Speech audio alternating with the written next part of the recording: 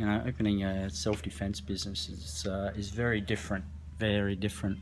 And one of the most fascinating things is watching the process that people go through from when they first register some interest in coming along, trying a class, to actually make it to the class, to come along, to step through the door.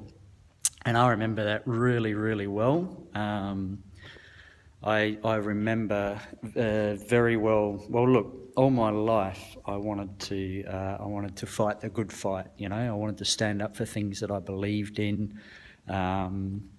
But you know what? Up here, I always used to tell myself things like, I was too small, I wasn't brave enough. The sort of academic things in life, they were the things for me. Being a fighter, being a martial artist, all those sort of things, they weren't for me. I was an asthmatic as a child. You can tell yourself, you can find lots and lots and lots of reasons not to do something. And I found them all when I was young, and I continued to find them when I was older. So after that, I was too old. After that, I was too busy because I had 3 kids and I didn't want to be away from them, and I had an important job, which I did, a very important management job, and all these other reasons why I wouldn't do it. And I used to smoke. I used to smoke for years. So I'd tell myself, well, if you smoke, you can't go and do martial arts, you fool. And you know what? Like a lot of people, it was actually a health scare that happened to me. And I, like a lot of people do, I started to look at things and say, well, I want to be here for my kids. And not just that I want to be here, I want to be strong, I want to be a good example, I want to be able to protect them, all those sort of things. And I sure as hell couldn't do it the way that I was living.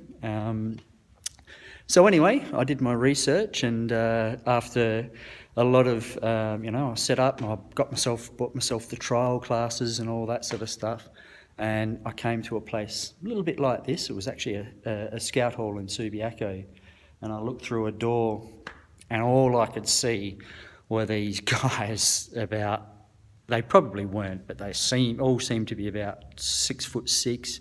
They seemed like they were warming up for the class by doing head-high roundhouse kicks, and you better believe me, they were the only people I saw.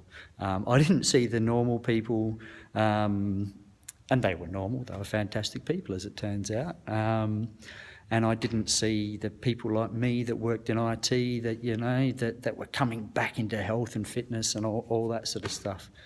But you know what? I walked through the door anyway, and since that time, all sorts of things have happened to me with Krav Maga. It was indeed what I was looking for, and a lot more, as it turned out. And you know what?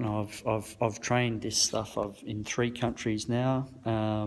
I've met some incredible people and trained with them and done gradings with them and learnt from them. I may have even taught a few things to some people along the way, hopefully.